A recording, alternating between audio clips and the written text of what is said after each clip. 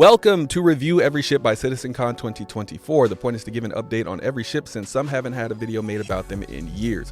We'll go in depth, but we won't repeat everything on the RSI website. We will link to multiple sources of information, either in the description or in the comments. And remember, digital ships aren't imaginary, they're imagine-necessary. Before we start, let me remind everyone we are doing a ship giveaway. This giveaway will be of a Drake Cutter and a Drake Cutlass Black for everyone else. To enter to win, you must be subscribed, you must either like or dislike a video, and you must have commented on at least one video by the draw date, which is today. The winner will be drawn randomly. Even if you're only subscribing to enter the contest, that's okay. You are welcome. Now, back to our regularly scheduled programming. We have finally reached the Consolidated Outland manufacturer. We continue our series with the Consolidated Outland Nomad, and it has 0 variants. For the price, the Nomad as of 3.22.1 is $80 standalone, $70 war bond, and with $70 at concept. In-game cost is $953,000, and the in-game 3-day rental price I couldn't find. So if you know that, please drop that in the comments down below. The ship is always available. This ship cannot currently be rented in-game from what I could find, but like I said, if you can find one in-game to rent, let me know in the comments down below. A quick note though, the in-game prices, not the pledge prices, but the in-game prices are scheduled to change drastically with the incoming quarterly patch 3.23.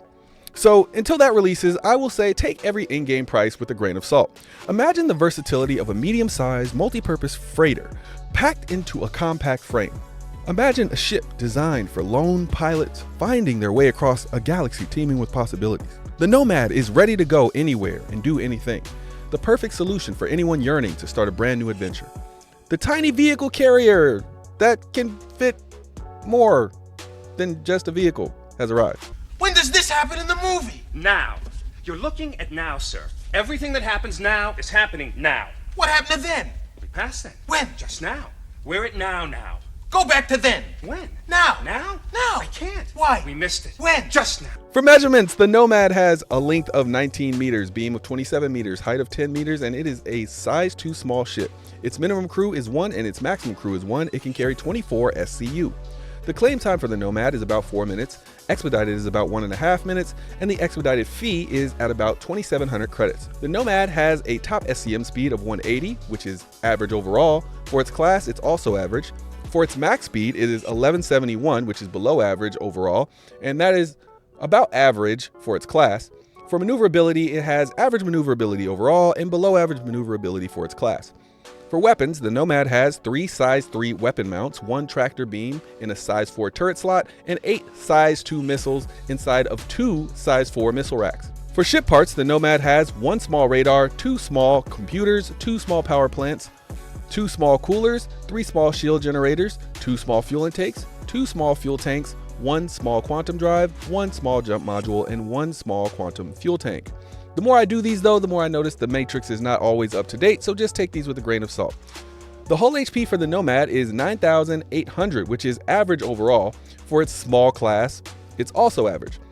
The shields on the Nomad are web shields, and remember, there's 3 of them. Civilian grade C, these are bubble type shields. The HP is 4,500 total and regen rate is about 412 HP per second. The quantum stats for the Nomad, it uses the Expedition Civilian grade C quantum drive. It takes about 4 minutes to go 20 million kilometers, and it maxes out its range at about 78 million kilometers. What does that mean? You can travel from Hurston to Crusader in about 5.5 minutes, or from Microtech to ArcCorp in about 8.5 minutes. It's decently fast at quantum speed, but it can travel anywhere within the Stanton system. For special features and amenities, the Nomad has a full living suite with a bathroom, a kitchen, a bed, gun racks, and an inventory, along with a tractor beam to move that 24 SCU of cargo. The Nomad also fits a rock or a cyclone on its back for transport. Just know that it's not actually covered for transport. The Nomad also never actually touches the ground. It actually floats on this cool hover tech instead of having feet, which I think is actually really cool. Now it's time to rate this ship. A rating I rate from 1 to 10. My 1 is only by if you have a unique reason that is specific to you or because you like the looks of the ship. My 10 is basically if you have the money, this ship is almost guaranteed to be useful to you in the game. A 1 doesn't mean the ship is useless or ugly, and a 10 doesn't mean the ship is perfect. Just remember, this is just our rating. Please give us yours in the comments down below. Or you could just leave a string of characters that resemble words and we'll try to interpret it. My rating for this ship overall is a 6. Let's start with what I like about the ship. The Nomad fills a gap in the multi-purpose ship game between the Cutter and the Cutlass Black. If you're on an upgrade path, there isn't really a ship that compares to it right now for its price point. Not to mention, I really love the interior of this thing, and you really could live in it. And you could take it for a long range too. It also has some decent offensive capabilities for what you pay. I wouldn't really fight in it, but it does have the capability if you know what you're doing. It also has 3 shields, which is pretty solid for this small of a ship. Now, what are its issues? It's slow for its size, so it doesn't really have the ability to fight unless you really know what you're doing. And even with that nice set of guns, I would still say that. You're better off with a Titan if you're looking to fight a little bit more. But if we're talking cargo, at least as of right now, it has unprotected cargo. And it's literally a handheld tractor beam away from that cargo being stolen every time you land on a planet. Albeit 24 SCU is a decent amount of cargo if you can get it where you want to get it. Now, how would I fix this ship? I would cover the cargo, but that's probably not going to happen, so I would probably just make this ship a bit tougher since it's so slow. I would probably double the hull HP, take away one of those guns, probably that bottom gun, and just give it a medium shield instead of the 3 small shields.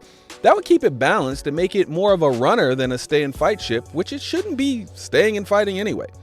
So who is this ship for? The Nomad is for people who need to move a rock mining vehicle and want to be able to take some cargo home after a mining session with the rock.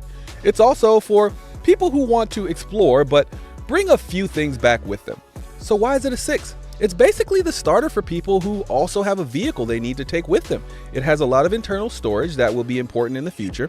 It's at a unique price point, which is about where it should be. I can't say it's overpriced for what it offers.